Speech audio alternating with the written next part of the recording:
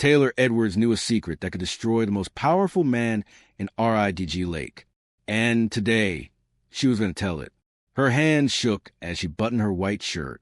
In the mirror, she saw an 11-year-old girl with cornrows pulled back tight, brown eyes that looked too tired for someone so young, and a brave face she didn't really feel inside. "Baby, you ready?" Her Nana Cynthia stood in the doorway, wearing her Sunday best even though it was Tuesday. Taylor nodded, but her throat felt like sandpaper. How do you get ready to tell a secret that grown-ups don't want to hear? How do you get ready when some people think you're lying and others are too scared to believe you? 3 months ago, everything had been different. 3 months ago, her mama was still alive. That last night played in Taylor's head like a movie she couldn't turn off. Mama had picked her up from basketball practice, smiling that smile that made everything feel safe. They'd stopped for ice cream, mint chocolate chip for Taylor, strawberry for Mama. The car radio played their favorite song. Then Mama's phone rang. Taylor remembered how Mama's smile disappeared, how her hands gripped the steering wheel tighter, how her voice got quiet and hard when she said, "I told you, I'm not staying silent anymore. I don't care who you work for." "Mama, who was that?" Taylor had asked. "Nobody, baby. Don't worry." But Taylor did worry, because when she looked in the side mirror, she saw it. A shiny black SUV with dark windows, following 2 cars behind them. "Mama, that car—" "I see it, Taylor. Just be quiet for a minute, okay?" Mama's hands were shaking now. She took a turn she never usually took, heading down Oak Street instead of going home. The black SUV turned too. Taylor's ice cream started melting in her hand, but she couldn't eat it. Her stomach felt like it was full of rocks. Mama drove it faster. The SUV drove faster too. "Mana imskared. It's going to be okay, baby. Mama's going to fix this. I'm going to make sure Mr. Knight can't hurt anybody else." Mr. Knight, Darius Knight, the man who owned half the buildings in RIDG Lake. The man who everyone said was a pillar of the community. The man who came to their apartment 2 weeks before with an envelope full of money that Mama had thrown back at him. "You can't buy my silence, Darius," Mama had said that night. "I worked for you. I saw what you did. That money belongs to the school fund, not in your pocket." Mr. Knight had smiled, but it wasn't a nice smile. "Rachel, think about your daughter. Think about what's best for her." Now, racing down dark streets with a black SUV chasing them, Taylor understood. That hadn't been a suggestion. It had been a threat. The intersection came up fast. The light was yellow. Mama pressed the gas. The black SUV came faster. Then, crash. Everything spinning. Glass breaking. Metal screaming. Mama's hand reaching for Taylor's. Darkness. Taylor woke up in the hospital. Mama didn't. "Focus, baby." Nana's voice pulled Taylor back to the present, back to her bedroom with the purple walls, back to the morning she had to be brave. "You just tell the truth, you hear me? Just tell exactly what happened." "But Nana, what if they don't believe me? What if Mr. Knight's lawyer says I'm making it up?" Nana knelt down and took Taylor's hands. "Baby, I'm going to tell you what your mama always said. The truth don't need permission to be true. You speak it and let it do its work." The courthouse sat in the middle of RIDG Lake, like a big gray mountain. Reporters crowded the steps with cameras and microphones. Police officers stood at every door. When Taylor and Nana got out of their car, cameras started flashing so bright that Taylor had to squint. "Is it true Darius Knight tried to silence your mother? How does it feel to testify against the richest man in town? Are you scared he'll come after you too?" Nana pulled Taylor close and pushed through the crowd. "No questions. Let the child breathe." Inside, the courthouse was cold and smelled like old wood and worry. Their footsteps echoed on the shiny floor. Taylor's heart banged against her ribs like it wanted to escape. A tall woman in a black robe appeared, Judge Veronica Mills. She had kind eyes and gray hair pulled back in a bun. She bent down to Taylor's level. "You must be Taylor. I'm Judge Mills. I know today is scary, but I want you to know something important. This courtroom is a place for truth. Nothing else matters here. Not money, not power, not who knows who. Just truth. Can you do that for me? Taylor nodded. Use your words, sweetheart. Yes, ma'am. I can tell the truth. Judge Mills smiled. That's all I need. The courtroom was packed. Every seat filled. People stood along the back wall. Taylor saw Mr. Knight sitting at a table with his lawyer, Mr. Grayson. Mr. Knight wore an expensive suit and looked calm, like this was just another boring meeting. He didn't look like a bad man. That's what made him so dangerous. On the other side sat District Attorney Jacqueline Frost, a woman with sharp eyes and a purple suit. She'd visited Taylor and Nana 3 times, asking questions, taking notes, promising to help get justice for Mama. All rise, someone called out. Everyone stood as Judge Mills walked to her tall chair at the front.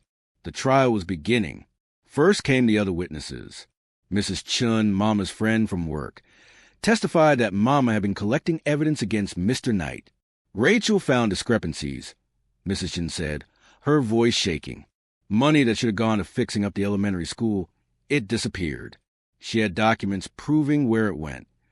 Then came Detective Morris, who investigated the crash. The brake lines on Ms. Edwards' vehicle had been tampered with. This was no accident. Taylor's hands turned to fists. They'd hurt Mama's car. They'd planned it. Mr. Knight's lawyer, Mr. Grayson, stood up smooth as butter. Objection, Your Honor. We have no proof connecting my client to any tampering. Sustained, Judge Mills said. Detective, stick to facts you can prove. Next came Taylor's teacher, Ms. Washington. Taylor was a bright, happy student before the accident. After her mother died, she became withdrawn. She had nightmares. But she kept saying the same thing over and over. It wasn't an accident.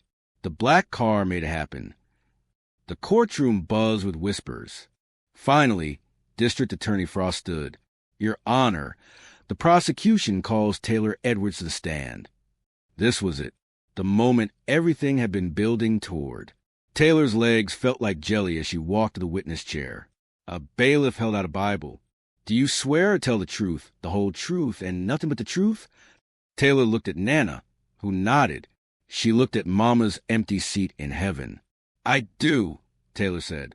And the whole courtroom leaned forward to listen. District Attorney Frost walked toward Taylor slowly, like she was approaching a scared animal. Her voice was gentle. Taylor, I know this is hard. Take your time. Can you tell us what happened on the night of October 15th? Taylor's mouth felt dry. She looked at the glass of water on the small table beside her, picked it up with shaking hands, and took a sip. The whole courtroom waited in silence, so thick you could cut it with a knife. Mama picked me up from basketball practice. Taylor began. Her voice came out smaller than she wanted. We stopped for ice cream. We were going home. And then what happened? Mama's phone rang. She answered it, and whoever was calling made her upset, really upset. She said, Taylor paused, remembering the exact words. She said, I told you I'm not staying silent anymore. I don't care who you work for. Mr. Grayson, the defense attorney, started to stand, but Judge Mills gave him a look that made him sit back down. Did you recognize the voice on the other end? Attorney Frost asked. No, ma'am, but Mama looked scared. And then I saw it. Saw what, Taylor? The black SUV. It was following us. A ripple of whispers spread through the courtroom. Judge Mills tapped her gavel once.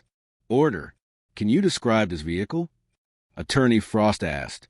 It was big and shiny. The windows were so dark you couldn't see inside. And it had a license plate that said... Taylor closed her eyes, seeing it in her memory like a photograph. VKN 2847. More whispers. Somebody gasped. Taylor, why do you remember that license plate? Because I'd seen it before. At Mr. Knight's house. The courtroom exploded. People talking over each other. Cameras clicking. Mr. Knight leaned over to whisper urgently to Mr. Grayson. Bang! Judge Mills slammed her gavel hard. I will clear this courtroom if there's one more outburst. Continue, Miss Frost. Taylor, you'd been to Mr. Knight's house before? Yes, ma'am. Mama took me there once when she had to drop off some papers. I sat in the car, and I saw that SUV parked in his driveway. I remembered it because of the vanity plate, It had his initials in it. VKN. Victor Knight Knight. No, that's not right. VKN stand for something else, but I remember the numbers. 2847. Attorney Frost walked to her table and picked up a document. Your Honor, I'd like to enter into evidence the vehicle registration for a black Escalade, license plate VCAN. 2847. Registered to Victor Knight Enterprises. Objection. Mr. Grayson jumped up. Many people have access to vehicles owned by my client's company. This proves nothing. I'll allow it, Judge Mills said. The connection can be established. Overruled. Taylor watched Mr. Knight's face. For the first time, he didn't look calm. His jaw was tight, and a little vein in his forehead was pulsing. Taylor. Attorney Frost continued. What happened after you saw the SUV? Mama started driving different. Taking turns we don't usually take. The SUV kept following. Mama drove it faster. The SUV drove faster too. Then, Taylor's voice cracked. She blinked hard, refusing to cry. Then we got to the intersection at Maple and Fifth. The light was yellow. Mama pressed the gas to go through, but the car didn't slow down right. The brakes didn't work. We went into the intersection and she couldn't finish. The memory was too big, too loud, too full of breaking glass and screaming metal and Mama's voice calling her name. Nana stood up in the audience. Judge Mills didn't stop her. Nana walked to the witness stand and put her hand on Taylor's shoulder. You're doing good, baby. So good. Taylor breathed deep and found her voice again. A truck hit us on Mama's side. Everything went dark. When I woke up in the hospital, Mama was gone. The courtroom was silent now. Not the angry silence from before, but sad, heavy silence that felt like a blanket. Taylor, Attorney Frost said softly, did your mother ever talk to you about Mr. Knight before that night? Yes, ma'am. 2 weeks before. He came to our apartment with an envelope full of money, like a lot of money. Mama wouldn't take it.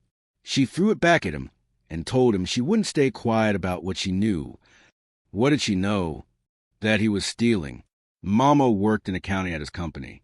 She found out money that was supposed to fix up RIDG Lake Elementary School, where I go to school, disappeared. She had papers that showed he took it. Objection! Mr. Grayson was on his feet, his face red. Hearsay, Your Honor. This child is repeating what her mother allegedly said. Your Honor, Attorney Frost countered. This establishes motive. Why someone might want to silence Rachel Edwards. Judge Mills thought for a moment. I'll allow it for now. But, Ms. Frost, you'll need to connect this to concrete evidence. I will, Your Honor. Attorney Frost turned back to Taylor. What happened after your mother refused money? Mr. Knight got really quiet. The scary kind of quiet. He looked at me, then looked at Mama and said, Rachel, think about your daughter. Think about what's best for her. Then he left. Did you understand what he meant? Taylor nodded. He was saying he could hurt me if Mama didn't stay quiet. The courtroom erupted again. This time Judge Mills let it go for a few seconds before banging her gavel.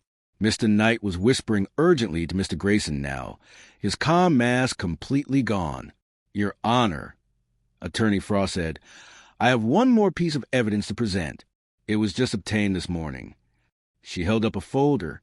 These are text messages recovered from the phone of Marcus Williams, Mr. Knight's personal driver, the man who drives that black Escalade. Mr. Grayson shot to his feet. Objection! We weren't informed of this evidence. It was only recovered at 6 a.m. this morning, Your Honor, Attorney Frost explained. Mr. Williams' phone was seized last night, and our tech team worked through the night to retrieve deleted messages. I'll allow it, Judge Mills said, but this better be relevant, Ms. Frost. Attorney Frost read from the document.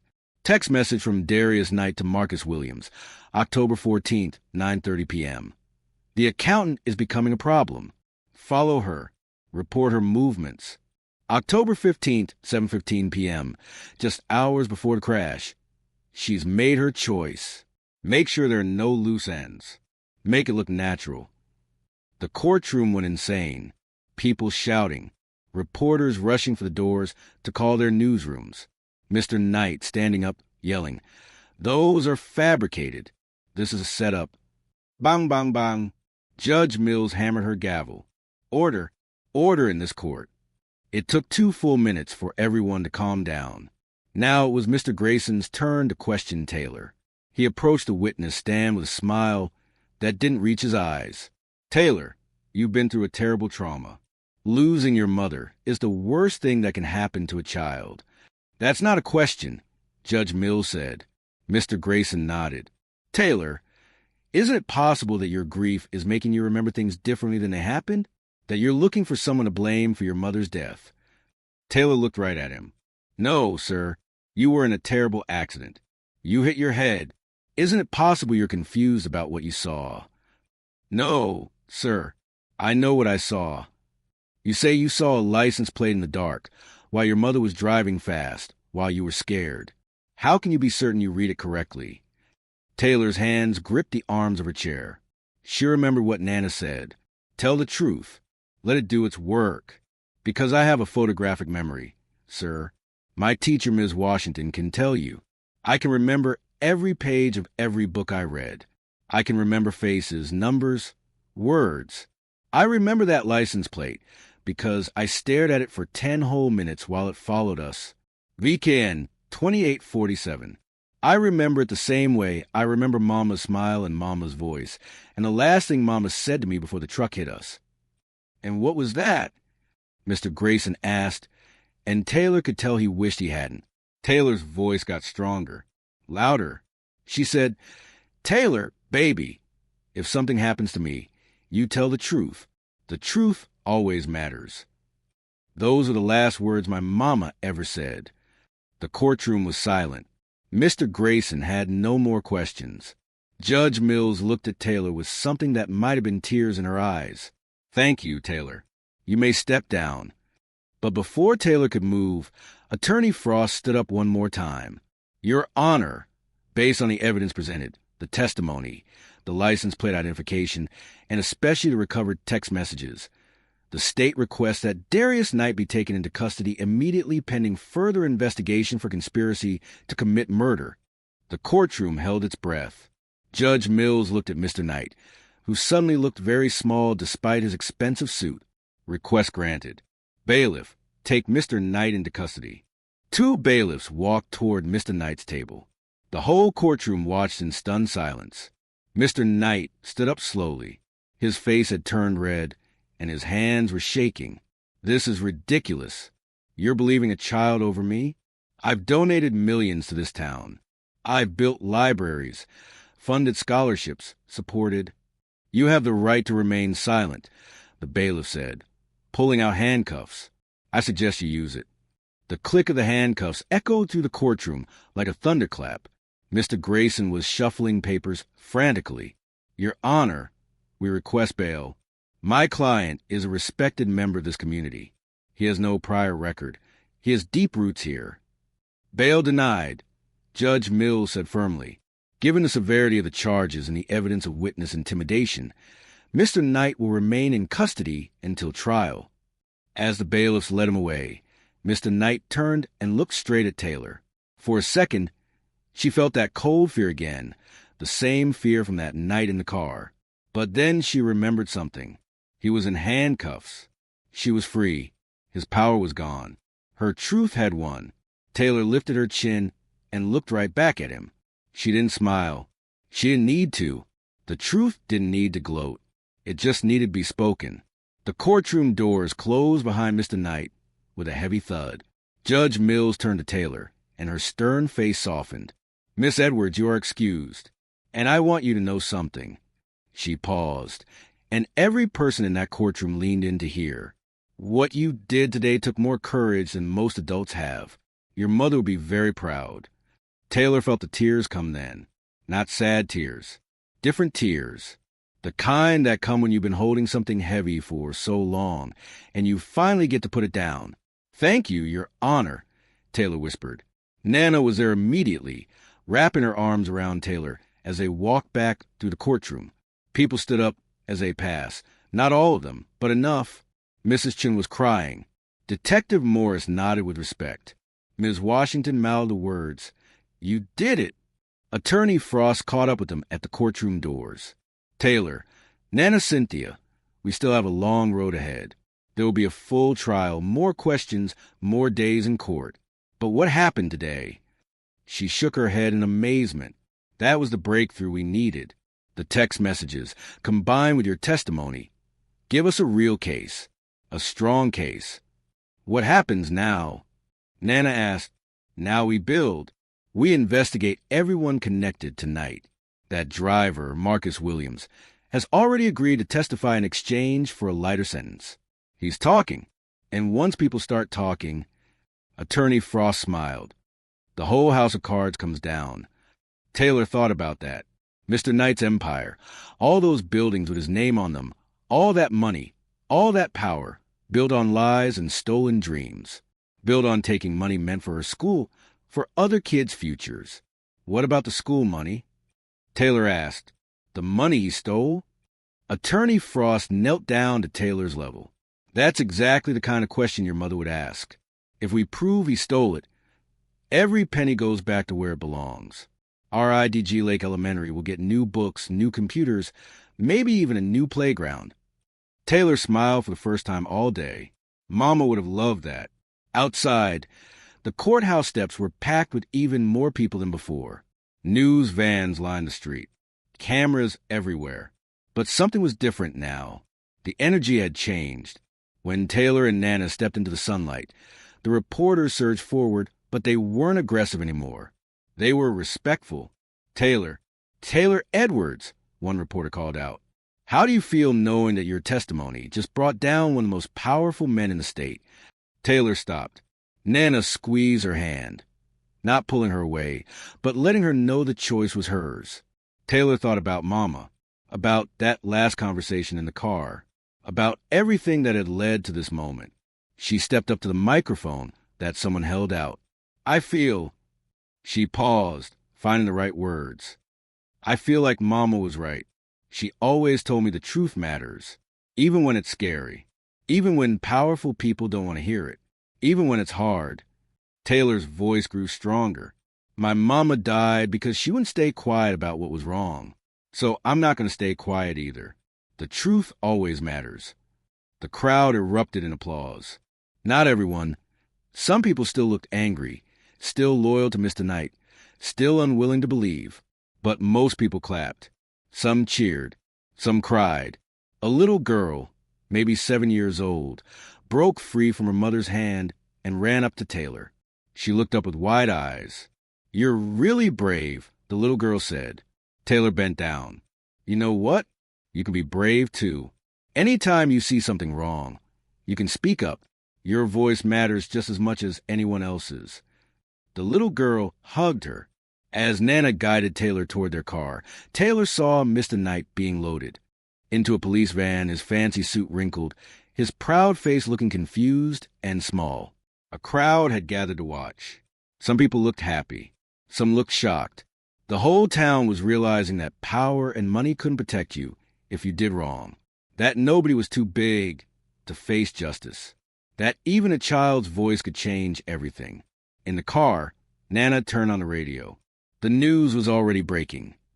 Darius Knight, prominent businessman and philanthropist, has been taken into custody following explosive testimony from 11-year-old Taylor Edwards, daughter of Rachel Edwards, who died in a suspicious car crash last October.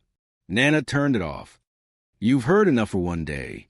They drove in comfortable silence for a while. Then Taylor spoke. Nana. Yes, baby? Do you think Mama saw what happened today? Nana pulled the car over and turned to face Taylor. Tears streamed down her face, but she was smiling. Baby, I don't just think it. I know it. Your mama is dancing in heaven right now. She's telling every angel in sight, that's my baby girl. That's my Taylor. She told the truth. Taylor leaned into Nana's hug and finally let herself cry. Big, gulping sobs that shook her whole body. All the fear, all the grief, all the weight of carrying such a big secret for so long came pouring out. I miss her so much, Taylor cried. I know, baby. I know, but you honored her today. You made sure her death meant something. You made sure the truth came out. When they got home, their small apartment felt different somehow, warmer, lighter, like Mama's spirit was there, proud and peaceful. That night, Taylor couldn't sleep. She sat by her window, looking out at RIDG Lake. The town looked the same streets, same buildings, same lights. But everything had changed. Tomorrow, kids would go to school and hear about what happened. Some would call Taylor a hero. Some would say she was a snitch who took down a good man. Taylor knew the truth was messier than either of those things. She was just a girl who loved her mama, a girl who remembered what she saw, a girl who refused to let fear make her forget. Her phone buzzed. A text from Ms. Washington. So proud of you, Taylor. See you Monday. P.S. The whole school is talking about getting that new library now. Taylor smiled. She thought about all the kids who would read books in that library, all the students who would learn on new computers, all because Mama had been brave enough to stand up, and Taylor had been brave enough to finish what Mama started. She opened her journal, the one Mama had given her last birthday, and wrote, "Dear Mama, today I told your truth. Today I made sure they heard you. I was scared, but I remember what you taught me. The truth always matters. I love you forever. You're a brave girl, Taylor." As she closed the journal, Taylor made herself a promise. She would live a life that honored Mama's courage. She would never let fear silence her. She would use her voice to stand up for what was right, because that's what her Mama had taught her. That's what the truth demanded. And that's what RIDG Lake and the whole world needed to see. The courtroom in RIDG Lake will never forget the day an 11-year-old girl spoke truth to power. Taylor Edwards showed us that courage doesn't depend on age, size, or status. It depends on whether you're willing to stand up when standing up is hard. If this story touched your heart, hit that like button. Share it with someone who needs to remember that their voice matters, no matter how small they might feel. And subscribe to hear more stories about ordinary people doing extraordinary things. Because the truth always matters. And your voice can change the world. What would you do if you witnessed something wrong, but were afraid to speak up? Let me know in the comments below.